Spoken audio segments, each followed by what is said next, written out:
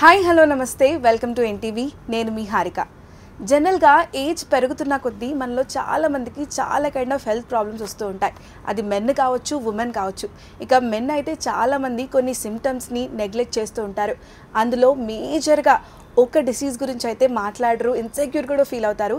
అదే enlarge prostate. అసలు enlarge prostate అంటే ఏంటి, కాజెస్ ఏంటి, సిమ్టమ్స్ ఏంటి, దీనివల్ల రిస్క్ ఫ్యాక్టర్స్ ఎలా ఉంటాయి, ఇలాంటి అన్ని విషయాలు ఈరోజు డీటెయిల్గా మాట్లాడదాం. రైట్ నా మనతో పాటు డాక్టర్ అభిక్ దేవ్నాథ్ గారు ఉన్నారు, యూరాలజిస్ట్ ఫ్రమ్ పేస్ హాస్పిటల్స్ హైటెక్ సిటీ బ్రాంచ్. నమస్కారం అండి. నమస్కారం, నా పేరు డాక్టర్ అభిక్ దేవ్నాథ్. నేను ఇక్కడ పేస్ హాస్పిటల్ హైదరాబాద్లో యూరాలజిస్ట్ కమ్ ఎండ్రాలజిస్ట్ మరియు kidney transplant surgeon. Enlarge prostate అంటే అసలు ఏంటిది, చాలామందికి అవేర్నెస్ కూడా లేదు. సో మెన్ హెల్త్కి ఇది ఎంత ఇంపాక్ట్ చేస్తుంది? ప్రోస్టేట్ ఏంటంటే ఒక గ్రంథి, యూజువల్లీ అన్ని పురుషాలలో మూత్రాశయం కింద మూత్రనాళి చుట్టూ ఉంటుంది. నార్మల్ ఫంక్షన్ ఏంటంటే ఇది వీర్యం ఆర్ సీమెన్ ప్రొడక్షన్లో ఇది హెల్ప్ చేస్తుంది. అండ్ యంగ్ ఏజ్లో అది ఇంపార్టెంట్. 60 సంవత్సరం తర్వాత మోస్ట్లీ సైజ్లో ఇది గ్రో అవుతుంది, ఇంకా యూరిన్ ప్యాసేజ్ని మూసుకుంటుంది, మెనీ యూరిన్ ఇష్యూస్ చేస్తుంది. సో అది మనకు మెనీ యూరిన్ ప్రాబ్లమ్స్. ఎస్. అంటే ఇది ఏజ్ ఫ్యాక్టర్ ఒక్కటే దీని మేజర్ కాజా, లేకపోతే ఇంకేమైనా కాజెస్ ఉన్నాయా? డెఫినెట్లీ ఏజ్ ఒక చాలా ఇంపార్టెంట్ ఫ్యాక్టర్. దాంతోపాటు ఇంకా వేరే ఫ్యాక్టర్స్ కూడా ఉన్నాయి. Like one important thing is మన డైట్, మన లైఫ్ స్టైల్, ఇంకా వేరే మన మూత్ర సంబంధి ఏమైనా ప్రాబ్లమ్స్ ఉన్నాయా లేదా, లైక్ స్టోన్స్ ఆర్ ఇన్ఫెక్షన్స్. దాంతోపాటు మనకు యూరిన్ సిమ్టమ్స్ రావచ్చు. సో ఈ సిమ్టమ్స్ రిలేటెడ్ టు ప్రాస్టేట్ని మేము ఇంగ్లీష్లో చెప్తాము LUTS, lower urinary tract symptoms. So ఈ lower urinary tract symptoms only prostate ప్రాబ్లంలో రాదు. యూరిన్ ప్యాసేజ్లో మూసుకుంటే యూరెథ్రల్ స్ట్రిక్చర్ అంటాము, ఆ ప్రాబ్లంలో కూడా రావచ్చు. యూరినరీ ట్రాక్లో ఇన్ఫెక్షన్ ఉంటే కూడా రావచ్చు, స్టోన్స్ ఉంటే కూడా రావచ్చు. సో ఇది ఒక common group of symptoms. But one important reason ఒక ఏజ్ తర్వాత ఏంటంటే ప్రాస్టేట్ చాలా కామన్. యూజువలీ మేము చూస్తాము in our practice, urological practice, 60 సంవత్సరం తర్వాత యూజువలీ పురుషులలో మీరు చూస్తే about 5% people will have prostate symptoms. Okay. So almost every 100 పీపుల్లో 5 people will have problem. A age నుంచి వాళ్ళు డయాగ్నోస్ అంటే లైక్ రెగ్యులర్ చెకప్ చేసుకోవడం మంచిది అంటారు? సిమ్టమ్స్ రాకపోతే they can start doing a general health checkup from the age of 50 years. Okay. Usually any general health checkup will include urine test and basic blood test and sometimes even ultrasound also. Okay. So దాంతోటి మనకు తెలుస్తుంది prostate grow అవుతుందా లేదా. Nowadays there is also a concept of prostate cancer screening. So for that ఒక PSA test చేస్తారు, అది కూడా ఒక blood test. Basically this starts from the age of 50, you can say 50 years నుంచి అది స్టార్ట్ చేసుకోవచ్చు. అంటే మేజర్గా అసలు ఏం సిమ్టమ్స్ ఉంటాయి అంటే లైక్ 50 years నుంచి men should watch out for them అంటే ఏంటంటే? యా, సో డెఫినెట్లీ మూత్ర రిలేటెడ్ సిమ్టమ్స్ ఉంటాయి. సో మెయిన్లీ లైక్ చాలా తొందరగా యూరిన్ రావడం, అండ్ చాలా గట్టిగా యూరిన్ చేయాలని ఉండడం, చాలా ఫోర్స్ తోటి యూరిన్ చేయాలి అట్లా ఫీలింగ్ రావడం, యూరిన్ వేగం ఆర్ స్పీడ్ చాలా తక్కువ రావడం, ఇంకా కాల్ పక్కన పడిపోవడం, అండ్ కంట్రోల్ కూడా చాలా తక్కువ అవ్వడం, యూరిన్ లీకేజ్ అవ్వడం, and at the end of the urination కొంచెం డ్రాప్స్ యూరిన్ అండర్ గార్మెంట్స్లో సోక్ అవుతాయి, దానికి డ్రిబ్లింగ్ అంటాము. అండ్ ఆ సెన్సేషన్ రావడం, మొత్తం యూరిన్ నాకు ఖాళీ అవ్వలేదు, పోసుకున్న తర్వాత కూడా కొంచెం లోపల ఉండిపోయింది, that is called incomplete voiding. So ఇట్లాంటివి సిమ్టమ్స్ ఉంటాయి. So usually we divided into storage symptom which includes frequency, urgency and night time voiding or nocturia. Voiding symptoms are like straining, poor flow, hesitancy, intermittency, అంటే ఆగేసి urine రావడం, ఒక full స్ట్రీమ్లో రావట్లేదు, ఆగేసి వస్తుంది. And lastly post micturition symptoms, after passing urine we are feeling that urine సరిగా ఖాళీ అవ్వలేదు, incomplete voiding or dribbling. So ఈ మొత్తం సిమ్టమ్స్ని మేము LUTS, lower urinary tract symptoms అంటాము. సో ఎప్పుడు ఈ సిమ్టమ్స్ స్టార్ట్ అవుతాయి ఆ టైంలో ఒక యూరాలజిస్ట్ కన్సల్ట్ చేయొచ్చు. ఫ్రీక్వెన్సీ అన్నప్పుడు అంటే ఎన్ని నెంబర్ ఆఫ్ టైమ్స్ అనుకోవాలి? ఇప్పుడు మీరు అన్నట్టు నైట్ టైం ఎక్కువ ఫ్రీక్వెంట్గా వస్తుంటే అన్నట్టు, సో ఎన్ని నెంబర్ ఆఫ్ టైమ్స్ని మనం కన్సర్న్ఫుల్గా తీసుకోవాలి? సో యూజువలీ మనకు we can hold urine up to 3 to 4 hours. Usually we say that when మనకు విదిన్ 2 hours మళ్ళీ బాత్రూమ్కి వెళ్ళాలని అవసరం పడుతుంది, so that we call it as frequency. Okay. Night టైంలో మన స్లీప్ డిస్టర్బ్ అయితేనే we call it as nocturia or nocturnal frequency. So sleep మధ్యలో మేము ఒక్కసారి కూడా లేసి యూరిన్ పాస్ చేస్తే that also contributes to nocturia. Okay, that is of course the definition of nocturia. కానీ యూజువలీ 1 to 2 times అందరు లేస్తున్నారు, but usually ఒకవేళ 3 to 4 times అయితే స్లీప్ డిస్టర్బ్ అయితే అది సిగ్నిఫికెంట్. సో డెఫినెట్లీ ఒక యూరాలజిస్ట్ కన్సల్టేషన్ ఇంపార్టెంట్.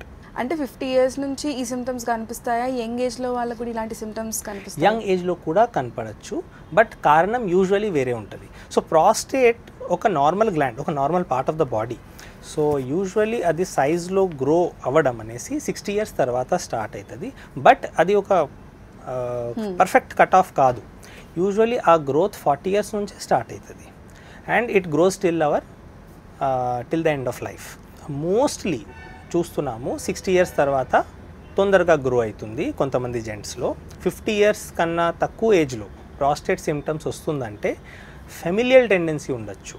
ఒకవేళ ఫాదర్కి కానీ బ్రదర్కి, ఫస్ట్ డిగ్రీ రిలేటివ్స్కి అట్లా ఫ్యామిలీలో ప్రాబ్లం ఉంటే అలా రావచ్చు. సో మీరు చూసినప్పుడు పేషెంట్స్ ఏ స్టేజ్లో ఉన్నప్పుడు వాళ్ళు మీ దగ్గరకు వస్తారు కన్సల్టేషన్ వరకు? అంటే ఎక్కువగా ఇప్పుడు మీరు చూస్తున్నట్టు అలా డెఫినేషన్ లేదు, బట్ డెఫినెట్లీ ఒక పర్సన్కి క్వాలిటీ ఆఫ్ లైఫ్ ఎఫెక్ట్ అయితే వాళ్ళు వస్తారు. అనుకోండి సోషల్ ఎంబారెస్మెంట్ అవుతుంది, ఒక మ్యారేజ్ ఫంక్షన్లో వెళ్ళారు, ఆ మ్యారేజ్ ఫంక్షన్లో 3 hours ఫంక్షన్లో 3 times బాత్రూమ్ వెళ్ళారు అనుకోండి. సో కొంచెం సోషల్ ఎంబారెస్మెంట్ అవుతుంది. ఒక మీటింగ్లో ఉన్నారు అనుకోండి, ఆ మీటింగ్ మధ్యలో యూరిన్ పాస్ చేసుకోవడానికి 2-3 times వెళ్తున్నారు. సో అక్కడ కూడా ఒక ఎంబారెస్మెంట్ అవుతుంది, స్లీప్ డిస్టర్బెన్స్ అవుతుంది, so quality of life effect అవుతుంది.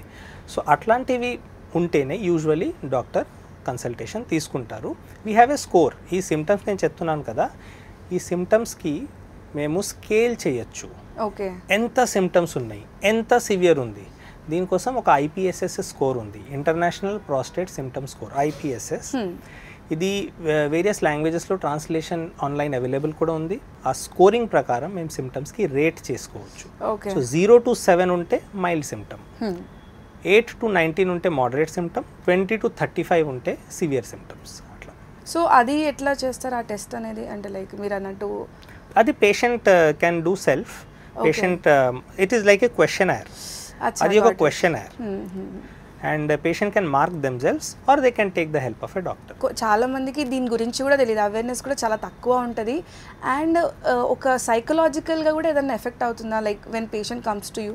Yeah, definitely it affects quality of life, it affects sleep and patient feel patient chala embarrassed feel chestaru even to disclose their symptoms. And also there is one more end to it, because urinary symptom to paatu they sometimes even have sexual problems also. So they don't always feel free to share their problem.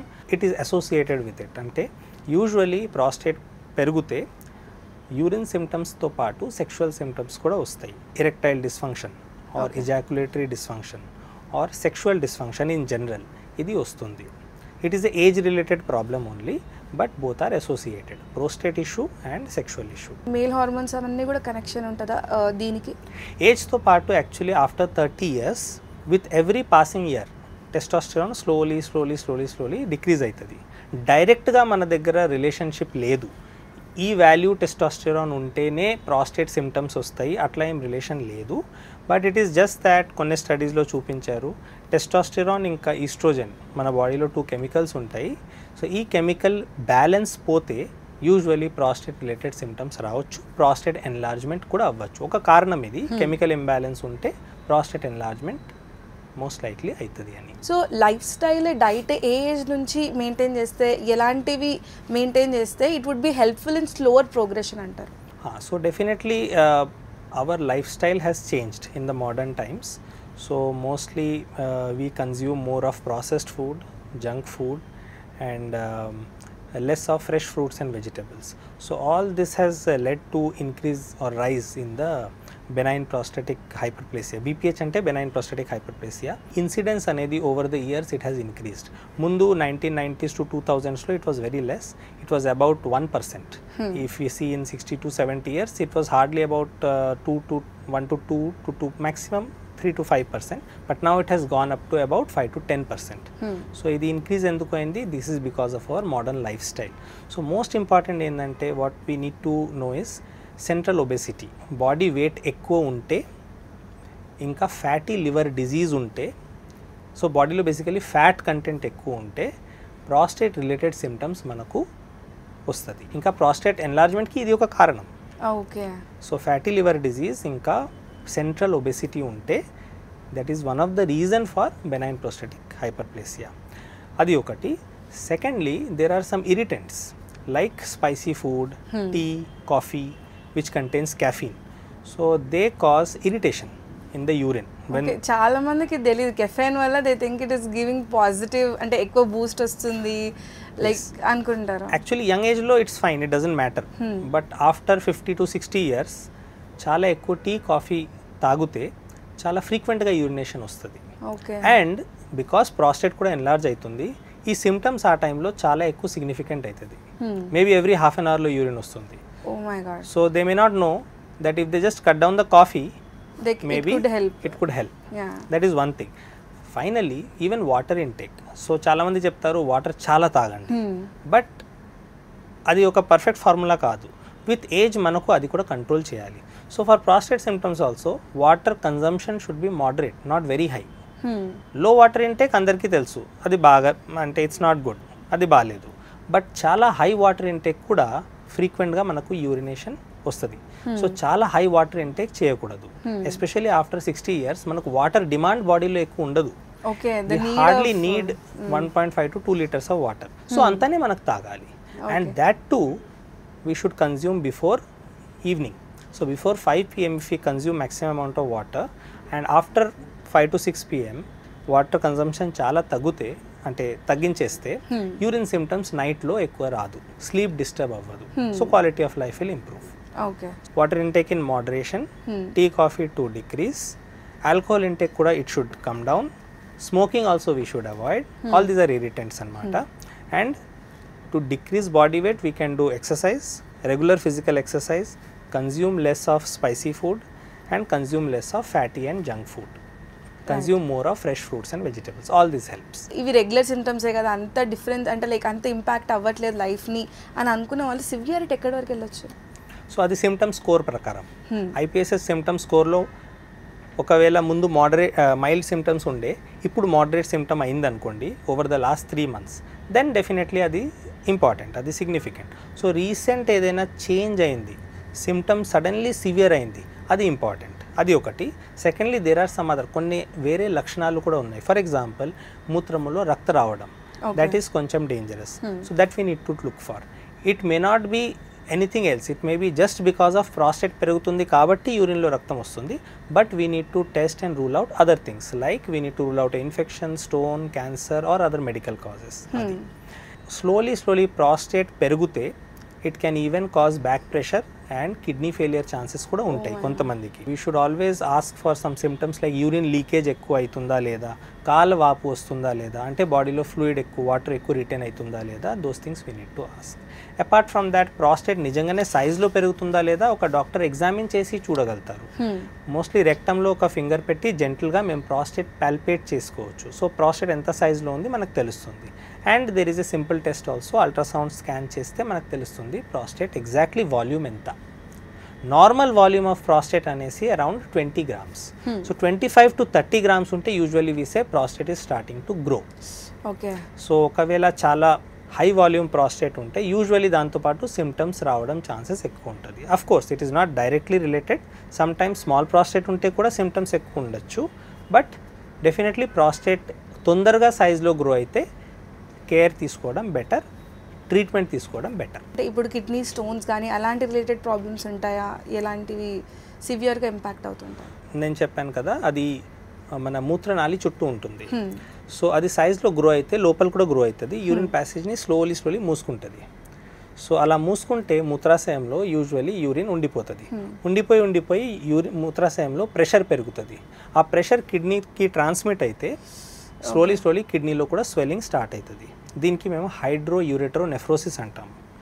So slowly over a period of months or years ఈ problem persist చేస్తే creatinine పెరుగుతుంది, బాడీలో water collection ఎక్కువ అవుతుంది, kidney function తగ్గుతుంది, ఇంకా kidney failure chances కూడా ఉంటాయి.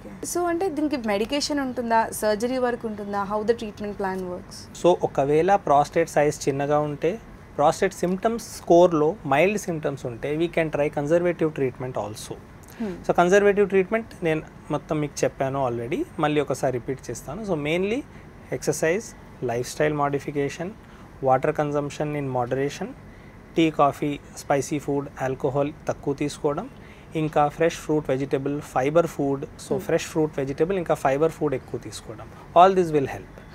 So and also something called as, నేను చెప్పాను వాటర్ ఇంటేక్ మనకు మార్నింగ్ టైంలో ఎక్కువ తీసుకోవాలి, నైట్ టైంలో తక్కువ తీసుకోవాలి, అది ఒకటి. And one more technique is called timed and double voiding. Especially ఒక ఏజ్ తర్వాత అంత సెన్సేషన్స్ సరిగా రాదు. So urine suppose bladder half fill అయింది అనుకోండి, సెన్సేషన్ సరిగా రాదు. ఆల్మోస్ట్ 90% ఫిల్ అయిన తర్వాతనే సడన్గా యూరిన్ ఫీలింగ్ వస్తుంది, అండ్ వెంటనే మనకు బాత్రూమ్ వెళ్ళాలి, అట్లా ఫీలింగ్ వస్తుంది. సో అది అవాయిడ్ చేసుకోవడానికి వాచ్ చూసుకొని every 2 hours or 3 hours convenient టైంలో యూరిన్ రాకపోయినా కూడా బాత్రూంలో వెళ్తే we can empty the urine, so that full bladder ఎప్పుడు అవ్వదు. That is called timed voiding. ఇంకా ఒకసారి బాత్రూంలో వెళ్తే we can pass, after passing urine ఇంకొకసారి ప్రయత్నం చేయాలి, సో దట్ మిగిలిన యూరిన్ కూడా బయటికి వచ్చేస్తుంది. దీనికి డబుల్ వైడింగ్ అంటాం. So timed and double voiding also. So there is no pressure అనేది మళ్ళీ ఎక్కువ కాకుండా ఉంటుంది. కరెక్ట్. రైట్. అండ్ లోపల తక్కువ యూరిన్ ఉండిపోతే పైన నుంచి కిడ్నీ నుంచి మళ్ళీ యూరిన్ వచ్చి తొందరగా ఫిల్ అవ్వదు, టైం పడుతుంది. సో ఫ్రీక్వెన్సీ ఆఫ్ యూరినేషన్ అనేసి తగ్గుతుంది. సో మోడరేట్ స్కోర్ వచ్చినప్పుడు, so moderate score or severe score ఉంటే యూజువలీ ఉత్తి లైఫ్ స్టైల్ మోడిఫికేషన్ తోటి మనకు సరిపోదు. So we need some other treatment. So usually medical treatment start చేయొచ్చు. So usually there are some group of medicines which we give, and usually the course of the medicines is 6 months to 3 years. ఈ medicine గ్రూప్కి మేము చెప్తాము alpha blockers, which is the most commonly used medicine. Second group of drug is the PDE5 inhibitor, which includes tadalafil or sildenafil. And the third group of drugs is called 5' ARI, alpha reductase inhibitor, which includes finasteride and dutasteride. Combination of these drugs are also in the market. So most common combination which is used is alpha blocker plus 5' ARI, which is called tamsulosin dutasteride. There are other combinations also. So ఈ medications మేము ఇవ్వచ్చు. They help to reduce the prostate symptom also. Prostate muscle relax చేస్తుంది, so that urine ప్యాసేజ్లో ఆ black ఉంది, ఆ black కొంచెం కొంచెం release అవుతుంది అండ్ యూరిన్ ఫ్రీగా బయటకి వస్తుంది, అది ఒకటి. సెకండ్లీ ప్రాస్టేట్ ఇట్ సెల్ఫ్, ఆ గ్లాండ్ ఈ మెడిసిన్ ద్వారా కొంచెం ష్రింక్ అవుతుంది, సైజ్లో తక్కువ అవుతుంది. సో దీనివల్ల కొంచెం సిమ్టమ్స్ ఇంప్రూవ్మెంట్ అవుతుంది.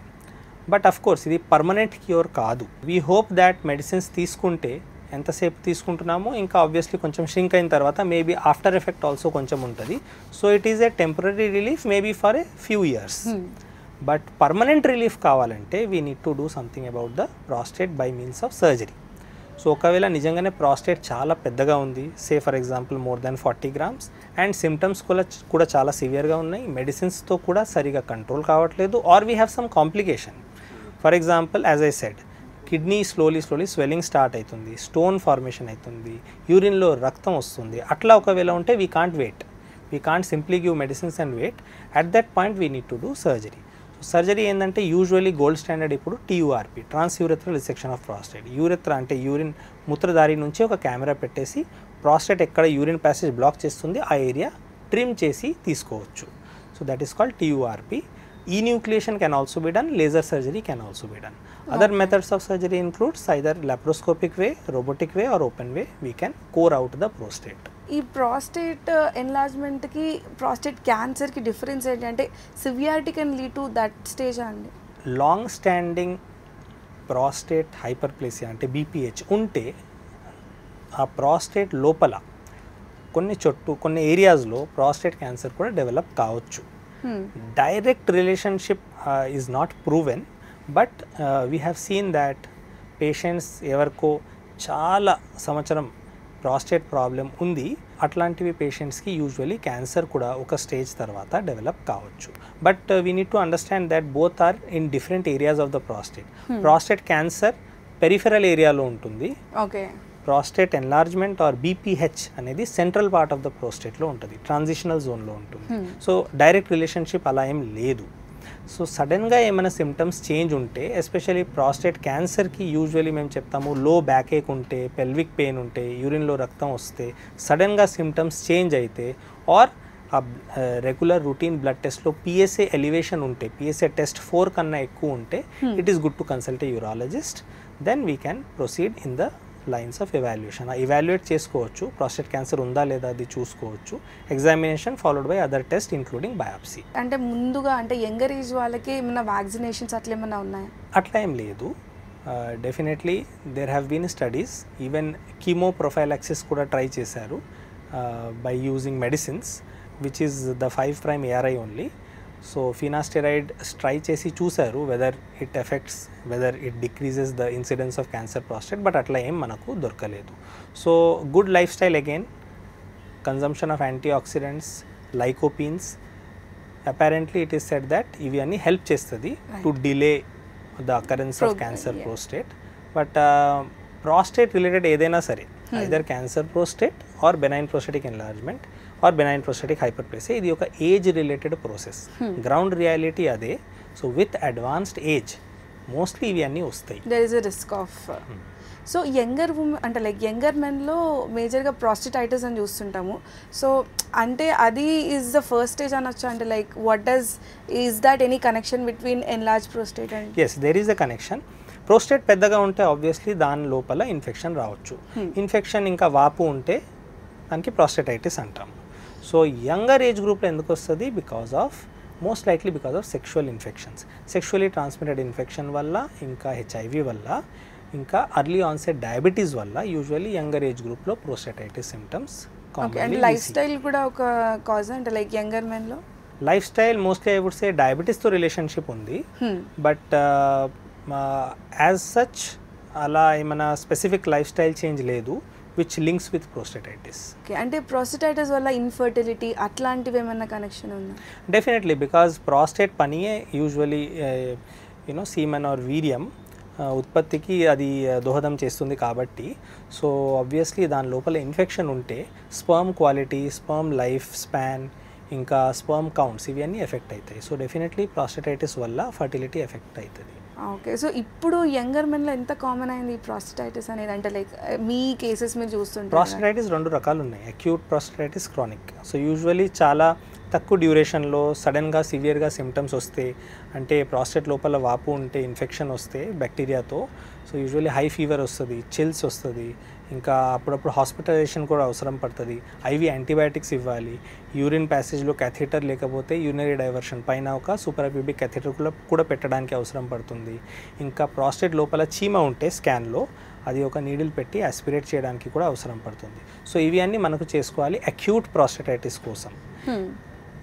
ఒకవేళ ఈ సిమ్టమ్స్ అంటే నొప్పి, ఫీవర్, యూరిన్లో discomfort, pelvic pain or perineal pain, these are commonly related to prostatitis. ఈ సిమ్టమ్స్ ఒకవేళ over a period of months or years వస్తుందంటే మేము దానికి క్రానిక్ ప్రాస్టటైటిస్ అంటాము.